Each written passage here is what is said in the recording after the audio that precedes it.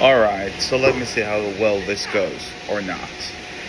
Again, I'm out traveling and there might be some background noise here.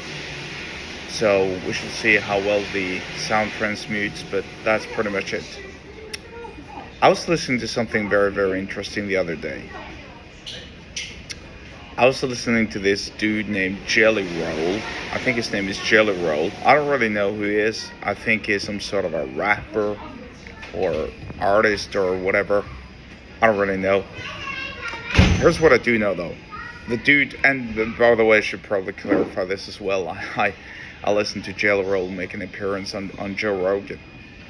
So this fella lost, I think, somewhere close to 300 pounds. Might have been 200 pounds or 300 pounds. I think he weighed in total 400 plus pounds at the most, which is pretty crazy, right? 400 pounds. That's insane. By doing the quick math, it's around, I don't know,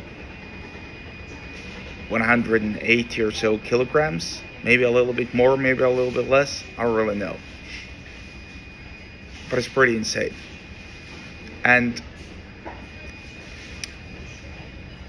one interesting feat that he mentioned was the very fact that he couldn't see colors before. He said he could see shades of gray, or excuse me, shades of red, shades of blue, shades of orange, whatever, all the usual colors and so on. But he couldn't see nuances, he couldn't see variants, he couldn't see differences. You know how there are different variants of red and green and so on, even different variants of black. You know, this bag right here doesn't have the same color of black as my sweater does, and this computer case also. They're all different shades of black because you can see it, right? And to a normal person, that's no big deal because that's just how it is. But if you can't see colors, if you can't distinguish between the different variants and so on, that is a big deal. It's an extremely big deal. And I believe he said he talked about some story where him and his wife, they had this plant that had these beautiful purple colors, or excuse me, these beautiful purple flowers, and he wasn't aware that these colors were so beautiful. These flowers were so beautiful because he couldn't see the colors, or he couldn't point out the purple variants of the colors. And it wasn't until he started losing weight that he actually started seeing those colors again. And he goes to his wife like, well, "What's this plant? Have we had this plant for 2 years and I haven't seen this plant? It's so beautiful. This is the most beautiful color of purple I've ever seen in my life. When did we get this plant?" And his wife had to tell him that, "Look, we've had this plant for 2 years. You walked past it for 2 years and you didn't even notice it." Think about that. That's crazy. That's insane. Now, I'm not a medical doctor, so I'm not going to say that because he lost his weight, or he lost all of that weight, that he got his color sight back. Maybe he did, maybe he didn't. I don't really know. Here's what I do know though.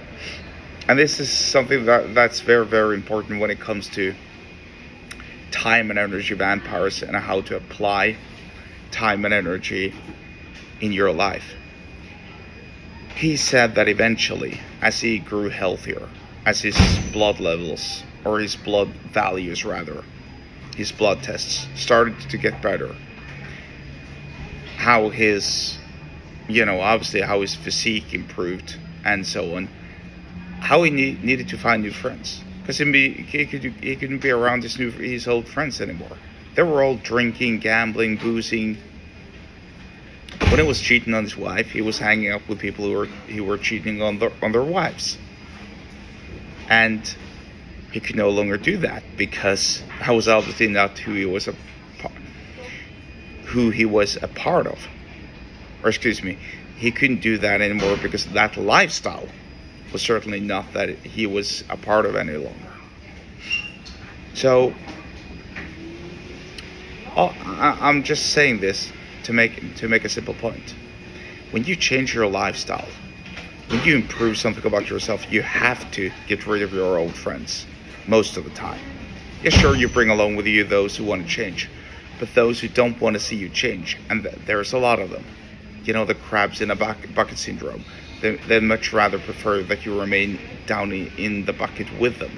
If a crab crawls out of a bucket and there are other crabs there, they're going to want to pull him down because they don't want others to leave. And this is actually true for time and energy as well. When you do have these nasty time and energy vampires in your life, go get rid of them. And you do so by distancing yourself away from them, enforcing the same high standards that you impose on yourself on them, and then watch them leave, or leave them. Distance yourself from them, essentially, is what I'm saying. And so, if you want to learn more about what I have to say in this regard, especially with respect to time and energy, and how to distance yourself from the time and energy vampires, then get subscribed to my email list. The link to do so is below the episode description, wherever you're watching at or listening to this. And I'll see you later.